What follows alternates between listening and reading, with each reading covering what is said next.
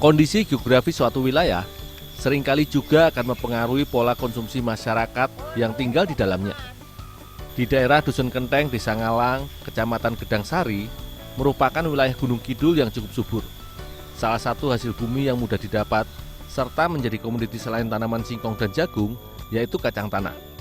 Bagi warga di sini, kacang tanah tidak hanya dijadikan komoditi hasil bumi untuk dijual di pasar, melainkan juga menjadi bahan dasar sebuah olahan tradisional, yaitu tempe bungkil.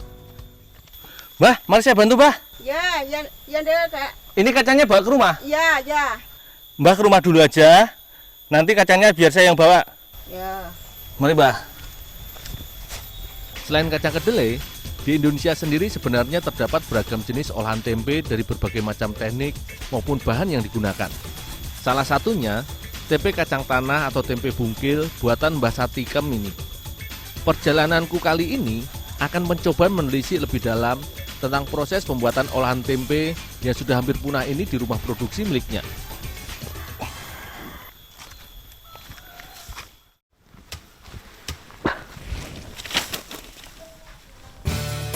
Layaknya dalam proses pembuatan olahan tempe dari kedelai, untuk dijadikan olahan tempe bungkil, kacang tanah hasil panen dari kebun tadi pun harus melalui beberapa tahapan yang cukup panjang. Sebagai awalan, kacang tanah yang masih basah harus langsung dijemur terlebih dahulu di bawah sinar matahari hingga kering. Selain agar kandungan airnya hilang atau berkurang, proses penjemuran ini berfungsi agar kacang dapat disimpan lebih lama dan tidak mudah berjamur. Kacang tanah yang sudah kering selanjutnya dikupas dengan cara digebuk atau dihancurkan kulit luarnya dengan dipukul-pukul tongkat kayu. Bila proses penjemuran baik, kacang tanah yang sudah dijemur dan benar-benar kering biasanya semakin mudah untuk dikupas kulit luarnya serta dipisahkan dari kulit arinya. Setelah terpisah dari kulit luarnya, kemudian kacang tanah pun ditampi untuk dipisah antara kulit ari dengan biji kacang tanah sebelum dijemur kembali untuk disimpan atau langsung diolah.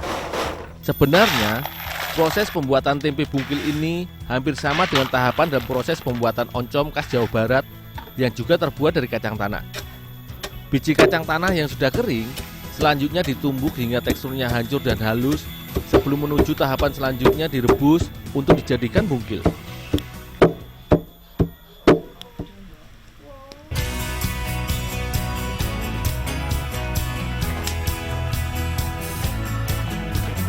Mbah Satikem adalah salah satu dari beberapa pengrajin tempe bungkil khas Gunung Kidul yang masih tersisa. Hampir setiap hari Mbah Satikem dibantu anak serta menantunya mengolah sekitar 5 kg kacang tanah yang sudah hancur untuk direbus dan diproses menjadi bungkil sebagai bahan dasar olahan tempenya. Untuk dijadikan bungkil, kacang tanah dimatangkan terlebih dahulu dengan direbus sekitar 20 menit hingga matang.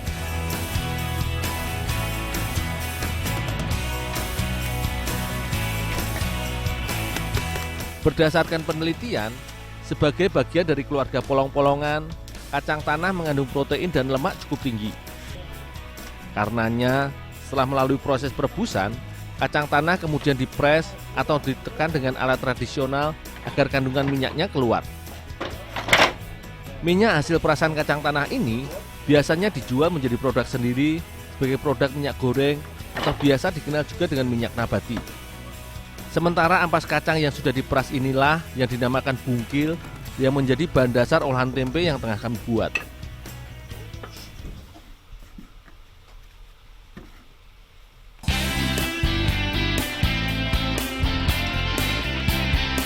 Meski proses pembuatan tempe bungkil masih dilakukan secara tradisional, namun salah satu kunci dari proses pembuatan tempe bungkil di rumah produksi yang telah beroperasi sejak kisaran 50 tahun silam ini adalah tahapannya yang terus berlanjut dan menggunakan bahan yang selalu baru demi mempertahankan cita rasa dari tempe buatannya.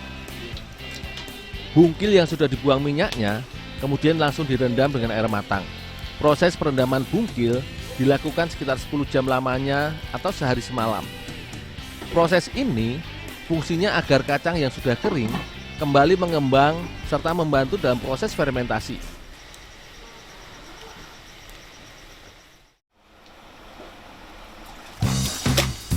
Selanjutnya, dibuang airnya dengan cara diperas kembali atau dipres dengan alat tekan tradisional sekitar 3 jam lamanya, hingga sisa air rendaman benar-benar hilang atau berkurang.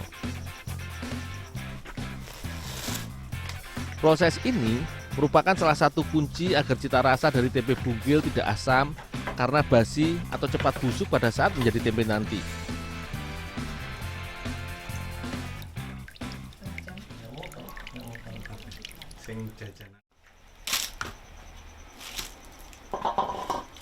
Meski tempe merupakan olahan makanan yang dibuat melalui proses pembusukan atau fermentasi, namun adonan tempe bungkil yang sudah diperas haruslah melalui tahapan pengukusan kembali.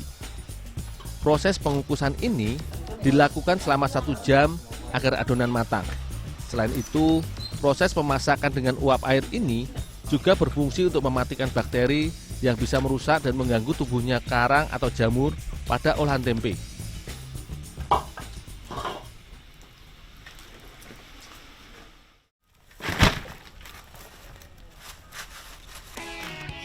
Adonan bungkil yang sudah direbus dan matang kemudian didinginkan terlebih dahulu di atas tampah bambu untuk selanjutnya diberi ragi.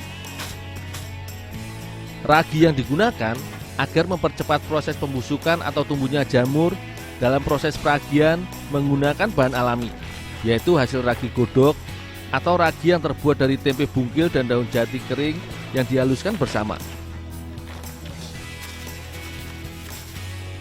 Bungkil yang telah bercampur ragi kemudian dibungkus dengan daun jati.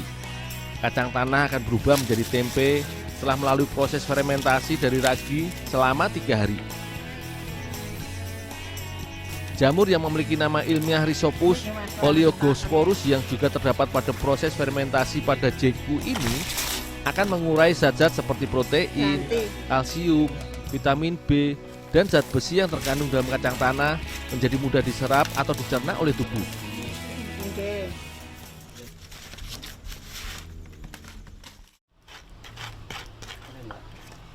Sebagai produk olahan makanan, tempe bungkil selain dikonsumsi sebagai lauk digoreng, bagi warga di sini juga dapat diolah menjadi perkedel tempe.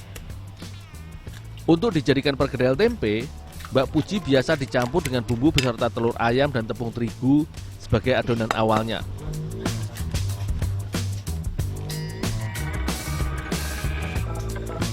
Setelah adonan awal jadi dan kalis, barulah tempe bungkil dihancurkan dan ditambahkan ke dalam adonan hingga tercampur merata.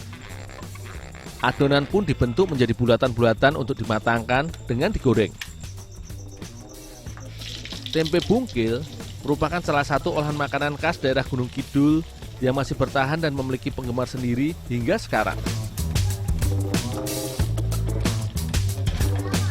Kandungan protein yang terdapat pada kacang tanah lebih tinggi bila dibandingkan dengan daging dan telur.